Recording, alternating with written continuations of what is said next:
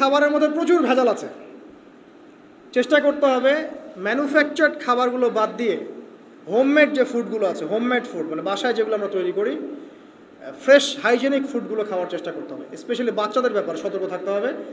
বাচ্চাদেরকে, তরুণদেরকে এমন কোনো খাবার খাওয়া যাবে না যে খাবারটা খেলে আপনি অসুস্থ হয়ে যান, আপনার স্ট্যামিনা কমে যায়, আপনি ফিজিক্যালি দুর্বল হয়ে পড়েন। এটা খুব খেয়াল রাখবেন।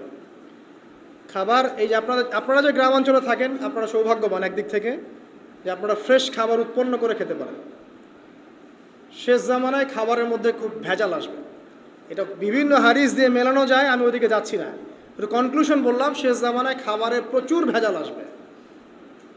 তো এই ভেজালগুলো থেকে দূরে থাকতে হলে আমাদেরকে হাইজেনিক ফুডের দিকে ফোকাস করতে হবে এবং প্রোডাক্ট খাবার উৎপন্ন করে খেতে পারলে খুব বেশি ভালো হয়, না পারলে রুট লেভেল থেকে খাবার নিয়ে আসতে হবে। আর অ্যাটলিস্ট ম্যানুফ্যাকচার যে খাবারগুলো বাজারে ঘোরাফেরা করে এগুলো অ্যাভয়েড করতে হবে।